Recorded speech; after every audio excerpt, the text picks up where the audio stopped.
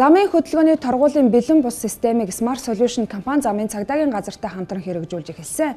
Улмаар торгууль цэг имэн сайт ажиллаж, торгууль төлөх ёстой иргэний мэдээллийг үндэсний дата төв болон Smart Solution компани харин торгууль төлөлтийн мэдээллийг Монгол банк хариуцсан ажиллаж байсан. Гэвч иргэний барагдуулсан торгууль өнөөдөр итгэхгүй байгаа бөгөөд барагдуулаагүй байна гэсэн мэдээлэл тухайн иргэнд очиж байгаа гэлээ. За энэ торгууль төлөгцсөн төлөвт орохгүй байгаа, хасагдахгүй байгаа. За хоёр үндсэн гол шалтгаантай байгаа. За нэгдүгээрт нь иргэд маань энэ бэлэн бус торгуулийг хэрхэн яаж төлөх вэ талаар мэдээлэл хомс байгаа.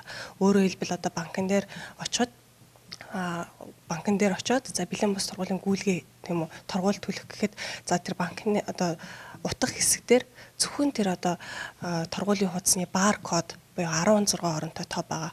За энэ 16 оронтой тоог бичижил ерөөсөө төлбөр хийх шаардлагатай. Тэгэхгүй иргэд маань нөгөө утасны дугаар, регистрийн дугаар, тээвэр хэрэгслийн дугаарыг бичээд ирж юмуд энэ маань автоматар тэр нөгөө нэг хасагдах системд алдаа гараад одоо төлөгцсөн төлөвт шилжихгүй байгаа юм асуудал байгаа.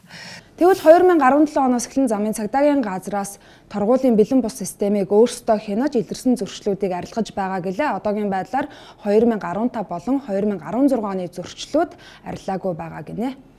За хэрвээ одоо ингээд банкнд торгуулаа төлчөөд идэг энэ төлөгцсөн төлөвт хасагдаагүй тохиолдолд та хэрвээ тухайн банкны баримт байх юм бол банкны баримтаа мөн тус албаны 106 тоодод ирээд өөрөө хүсэлт гаргаад за манайхаас тэр хүсэлтийг тань одоо цагдаагийн ерхий газрын мэдээлэл харилцаа холбооны төвд шилжүүлж одоо төлөгцсөн төлөвт оруулах хүсэлтийг бол илгээдэг гэсэн.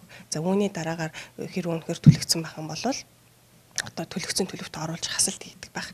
Жишээ хэрвээ таны банкны одоо тэг гүйлгээний хуудас байхгүй байгаа тохиолдолд ядаж тэг хэдэн сард хизээ одоо тухайн гүйлгээ хийснээ мэдэж явах юм бол одоо төрийн сангаас шүүгээд тогтоох бүрэн боломж